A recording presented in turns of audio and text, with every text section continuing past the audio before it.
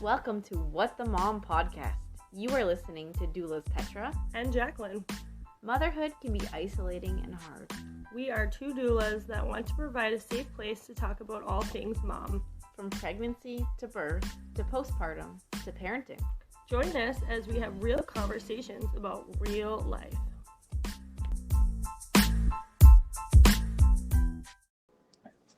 Hello. I'm Petra. And I'm Jacqueline. We have a special guest with us today. Jacqueline, do you want to introduce?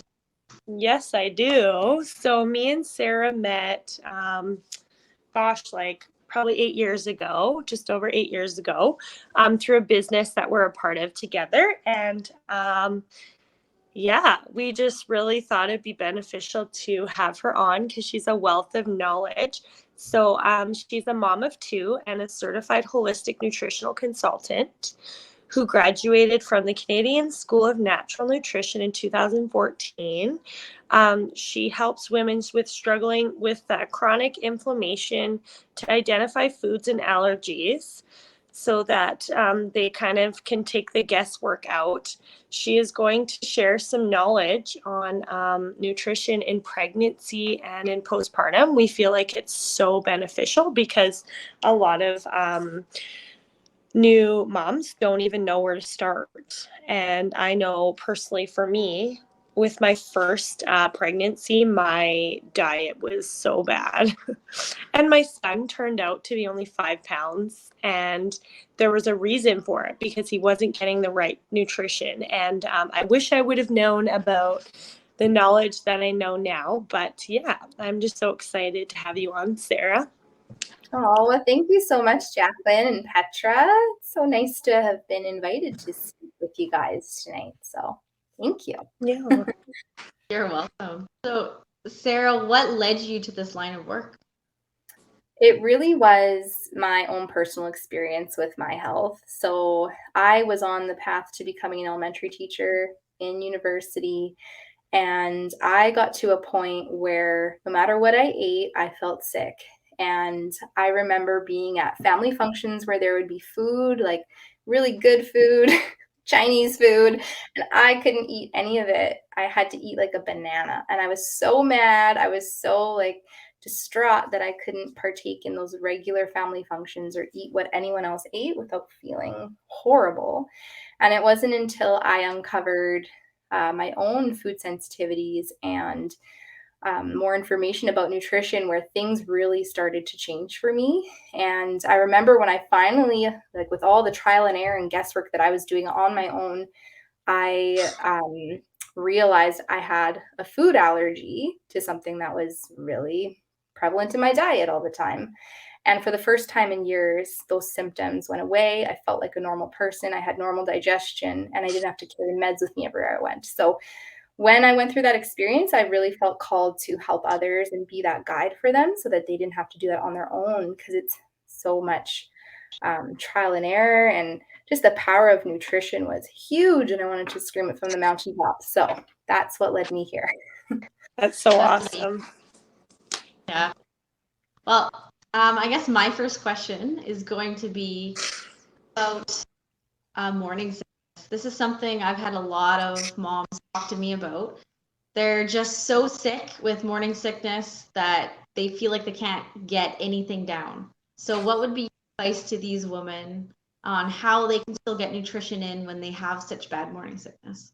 Yeah, it's so common for a lot of women, and it's just so much stress when you're also thinking, okay, am I getting enough? Is baby getting enough? And most of the time, morning sickness is temporary, and it usually happens the same time that there's a big hormonal shift in the first trimester when HCG goes up. And so does progesterone and estrogen. And when that happens, it relaxes the digestive tract, making it less efficient. So you might find things like heartburn and things like that. So that's what's happening. And things that you can do when you have active morning sickness to still get something down is to eat smaller amounts.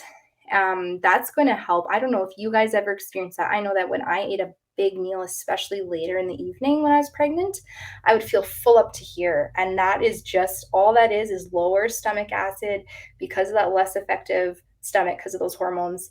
And so to have those smaller meals really, really helped. If it's really bad, you might want to stick to a blander diet, and not throughout the whole pregnancy, but just during that time of, it's like that brat diet. So bananas, rice, applesauce, toast, like sticking bland while you're actively vomiting, sticking to those things can help.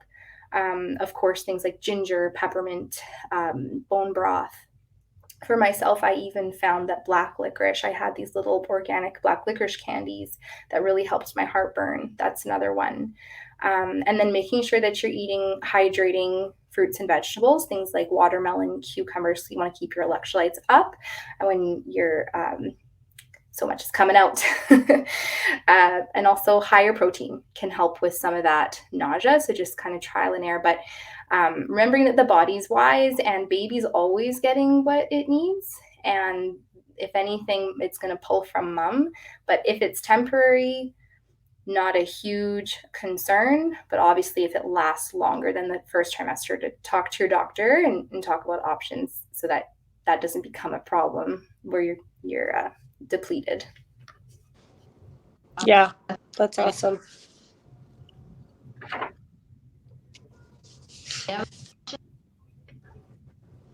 That is definitely something that I think a lot of us, like maybe not all of us have like terrible morning sickness, but most people do struggle.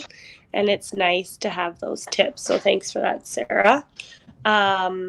Okay, our next question is, are cravings during pregnancy normal?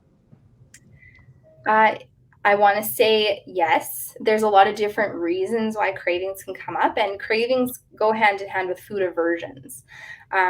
So same thing, these hormones that are happening, all these changes lead to changes on receptors of the tongue. So things that you used to love, you might not be able to stand the taste of during certain points in pregnancy, or they might just seem like it's a really, really good idea to eat them, depending. So some of that is hormonal and totally normal. And sometimes those cravings can indicate higher requirements for certain nutrients or even deficiencies. So it's something to attend to. It's something to definitely be conscious of, because if you are craving like lots of fruit, you probably just need that vitamin C. If you're craving dairy, good chance you're looking for calcium. The body's needing that right then. Hot, like ice cream was one that I craved a lot with my first, and that's just the higher calories, your body just requiring. Maybe I was building an arm that day, like you just really need those more calories. And another common one, sour, salty, like pickles and chips and fries, things like that. We lose a lot of sodium through our urine in the first trimester, so we're replacing those stores. On the other hand, there can be cravings that are kind of weird. So we call that pica, when we crave things like clay or dirt or ice or laundry detergent. And this can be a sign of deficiencies, especially in minerals. So you might want to get something tested to see. I know myself, weird, with my second, I was looking at, I think it was summer. And I was looking, there was a picture on the wall that had snow. And I was like, oh my God, that snow looks so delicious. Snow, right? What? I was craving. So often that can be a sign of lower iron. So something to attend to. Yeah. And then to the same time, as much as like these cravings are normal, if we're craving, pop and chips and all of the unhealthy things, we still want to have balance. We want to keep our blood sugar stable, because blood sugar also creates more cravings. So making sure we're eating small meals frequently, pairing our meals with fat and fiber and protein to keep any of those types of unhealthy cravings to a minimum. Interesting. What about orange juice? Because I was like obsessed with orange juice. Yeah, that would be probably vitamin C, maybe some more calories too. Just Yeah. Wow. Like I craved it like every single day. Remember, Petra? I'm like, I need to have orange juice like all day. Did. It's the weirdest thing. Yeah. Only with my last. Okay. Yeah. So I don't Different. know. Always different, isn't it? That's And I really cool. never really had cravings during pregnancy. You never had any cravings during your pregnancy? Through all 4 of them, I never really did, which was interesting because I always heard other women say they did. Yeah. That's interesting. Wow. Did you have any aversions? Not really. Like I still kind of just ate the same as I did before, but I was probably more conscious of what I was eating than most pregnant women are nowadays. Right. Yeah, that definitely makes a difference. And sometimes it's just hormones too. And yeah, interesting. Wow. It's Interesting. really, everyone is so different. Yeah, and every pregnancy too. Excuse me. Bless So you. what about people who say they have pregnancy brain or baby brain after you have the baby, where you're always really forgetful? Yeah. I mean, that is one thing that I noticed I had. I just started forgetting things all the time.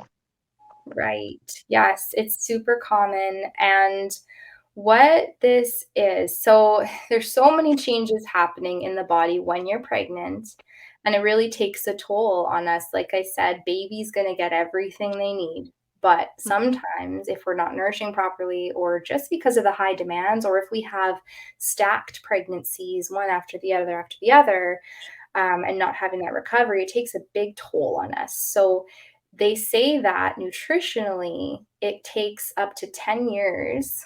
I heard 3 to 5 in some circles, and other people say a decade to completely restore after one pregnancy. So if you stacked them sooner than 3 to 5 years, you might have a little bit more catching up to do. And often, right? I know, 10 years, right? And so mom brain, all of those things carry forward. And some people probably never completely replenish because they're not conscious of this. But some of the symptoms that we hear of postpartum depletion are the same as baby brain or pregnancy brain or mom brain, like fatigue, mood swings, forgetfulness, lack of focus.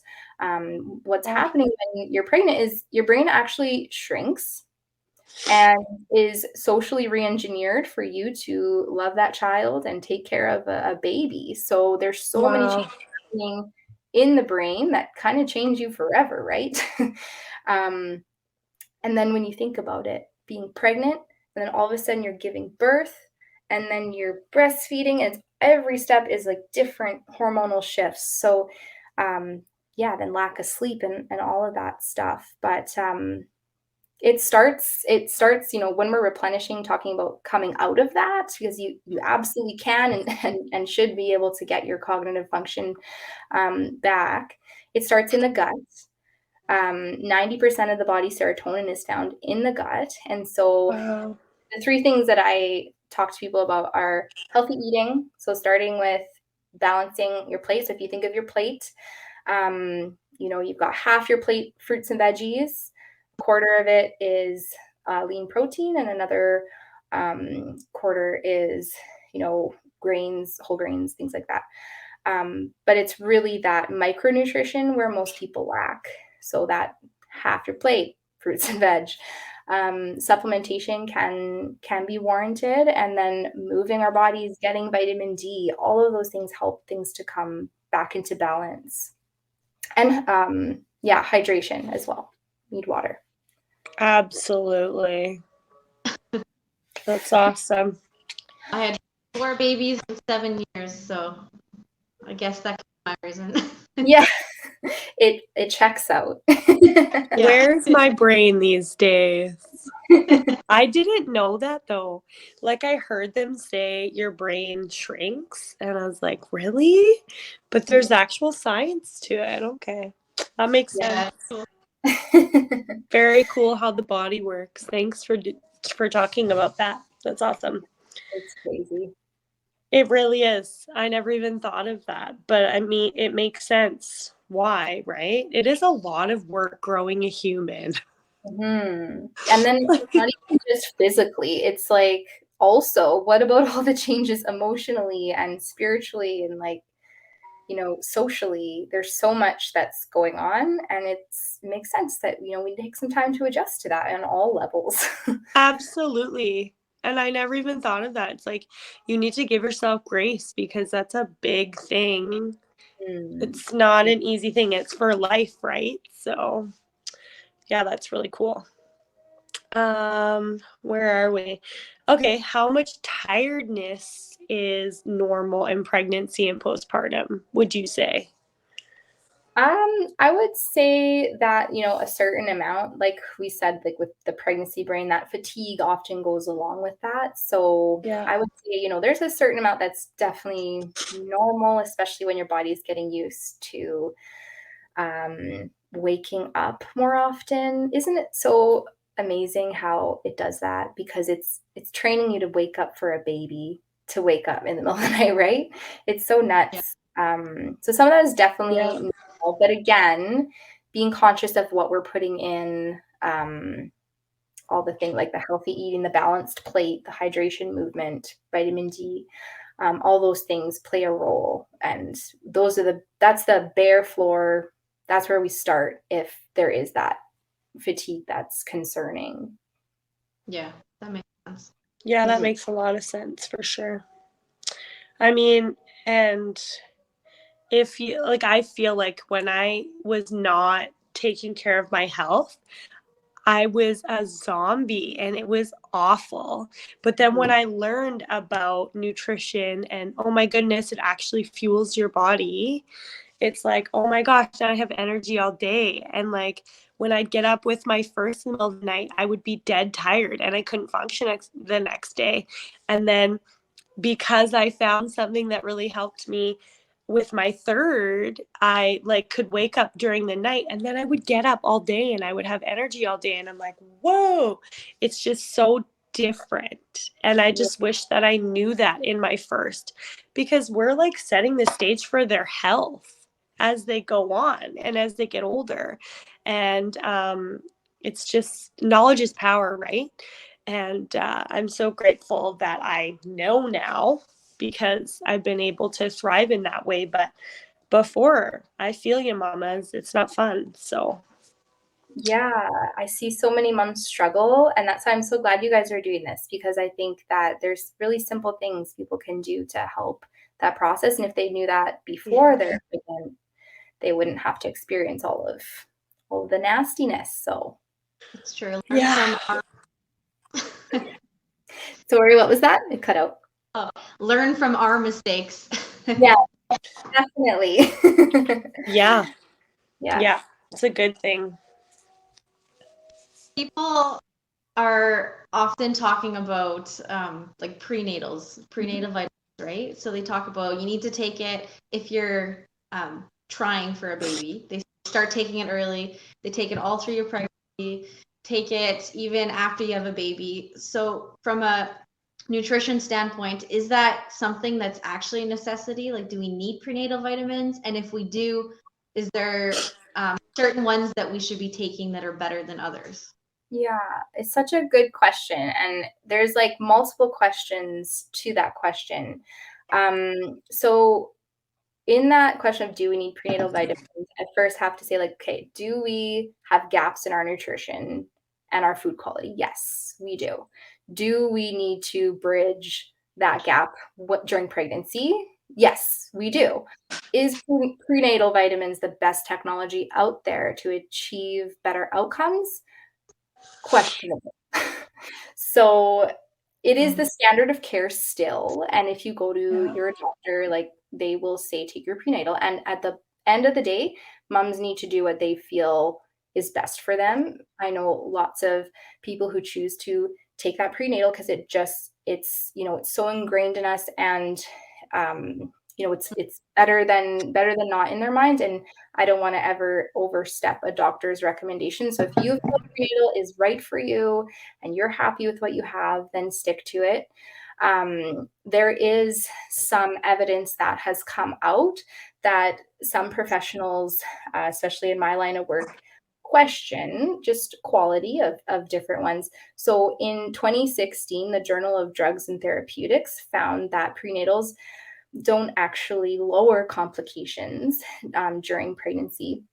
Now, there is a lot of information on folic acid and spina bifida, but for the most part, outside of that, and I'll talk on folic acid in a second, but vitamins that are synthetic and isolated and put into a tablet are poorly absorbed as it is, and sometimes can cause harm in different people. Everyone's body is different and biochemically unique.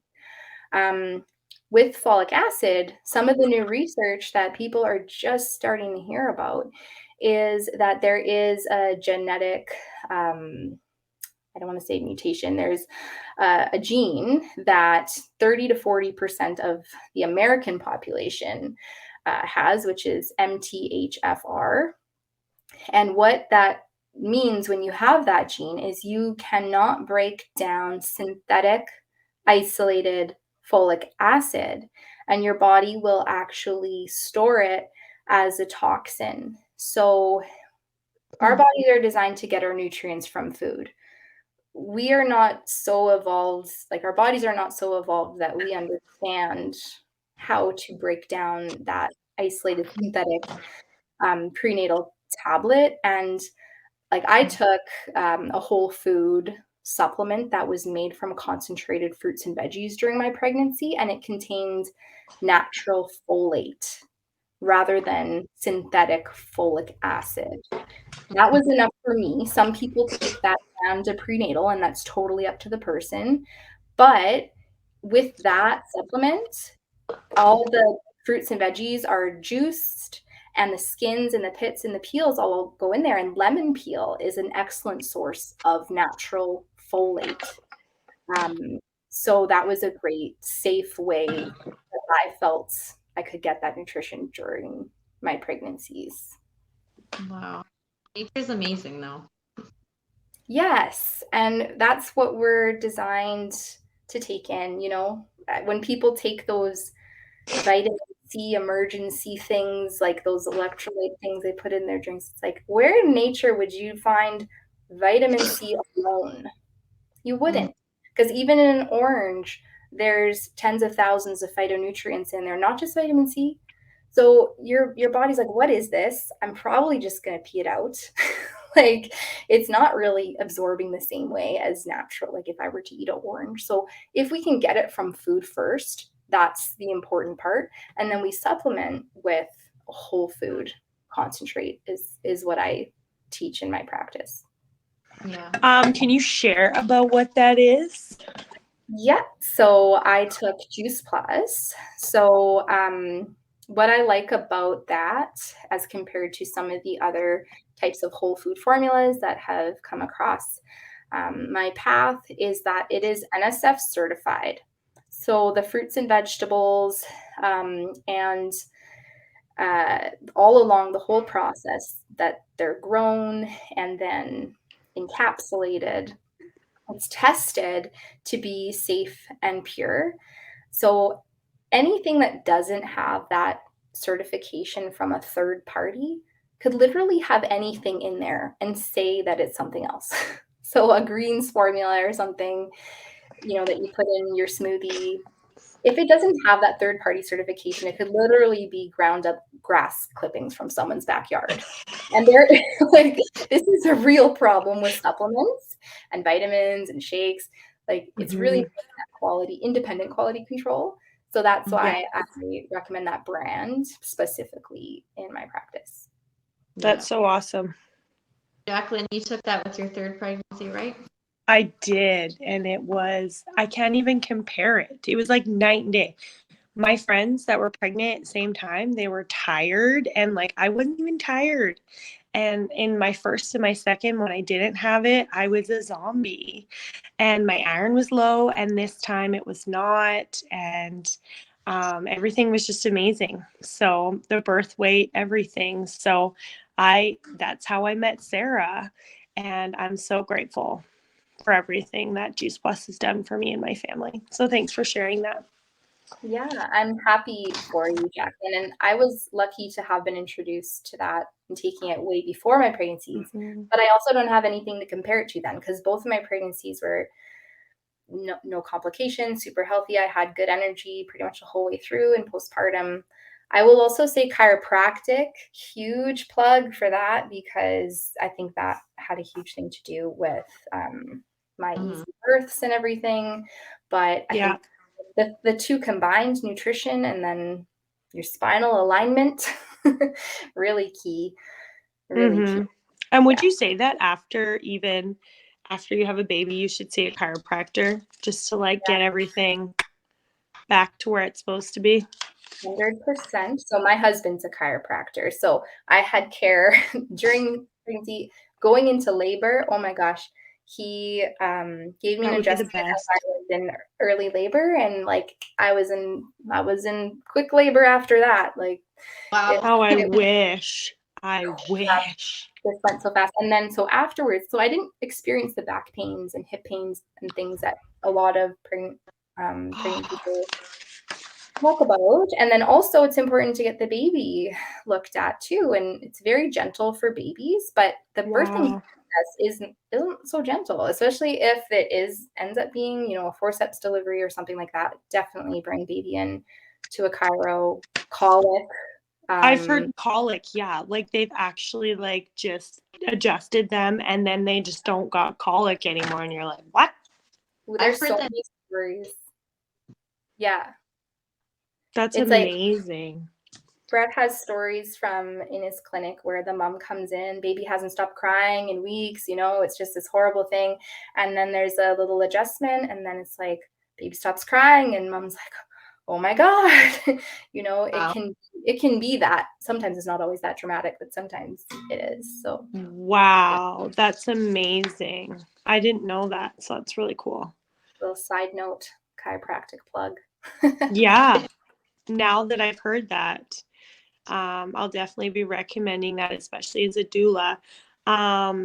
What are some ways, Sarah, this is our last question, to increase breast milk production? Because a lot of moms, I know a lot of people who have to stop. Like, I've never had that problem. I'm so blessed.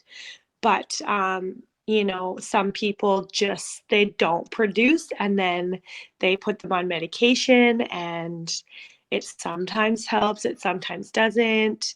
I'm sure nutrition has a lot to do with your milk production, hey? Yeah, it definitely plays a role. And, as doulas, I'm sure you guys coach your clients on things like, feeding on demand and latch in the skin, and all of those things I think are important. And then on a nutrition level, when you're breastfeeding, we do need to have about 400 to 500 more calories than normal. So that isn't actually that much. Like, that could be apples and a peanut butter, like an extra snack, egg and some blueberries, or a turkey sandwich on whole wheat. It could also be like a Pop-Tart though. So calories don't equal calories. We want to make sure that it's nutrient dense. And that's another part of that. It's just picking high quality foods, especially for breastfeeding. We're thinking protein, poultry is really good, whole grains. So these are unprocessed, not just like, think outside of the box of just like bread, cereal. You know what I mean? Away from those processed, just wheat. Oats, barley, quinoa, buckwheat, rice, all really good additions in your baking or in your snacks, energy bars, things like that, energy balls to have on hand. And then the other piece of that is hydration, because if you are not properly hydrated, you are not going to be able to create that beautiful liquid. So we need to be drinking a lot of water. So for most people, it's 3 to 4 liters. And when you're breastfeeding, that demand goes up. So keeping that water bottle nearby is really big. Yeah, I've heard hydration is a huge thing.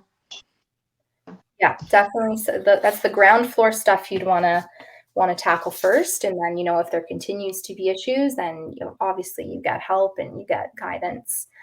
But take care of those ground floor things first, and and then go from there. That's awesome. What about women who end up getting pregnant while they're still breastfeeding? Yeah. Do you have to increase even more of the calories that you're having then? You do. So when you are pregnant, you need about 300 more calories than normal. Again, that's not that much. It's like an extra snack, but obviously listen to your body, because if you're hungry, there's a reason you should eat. But yeah, so you'd add that together. So it'd be, let's say 500 for the breastfeeding, and then 300 for the pregnancy. So 800 more calories. So yeah, a couple more snacks. Eat when you're hungry. Listen to your body. Wow. My last two, I ended up tandem feeding actually after. And I did notice I was hungry all the time. I was always needing to eat like seconds at my meals even. And I wasn't gaining extra weight from it. I was just kind of like plateaued. And I just kept eating and eating. But then when I weaned the older one, I had to stop eating so much, because then I started gaining some weight because I was just eating all the time. Yeah. You would have to eat all the time. Like, that's a huge demand. And then, yeah, you're like, okay, now I'm in the habit of just eating all the time. So makes sense.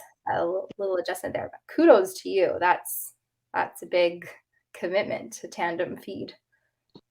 It was, but nice. I thought about, continuing. So when I was pregnant, my son was about 16 months before. He was still nursing.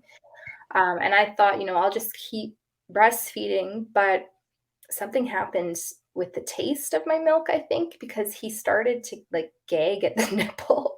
I'm like, okay. And he didn't want to like nurse anymore when I was pregnant. And I was like, I think he's done. And so I ended up weaning him a little bit earlier than I'd planned. But I just thought that was a little bit funny, because I think I did read that the taste of the milk can change. I've heard that too, actually.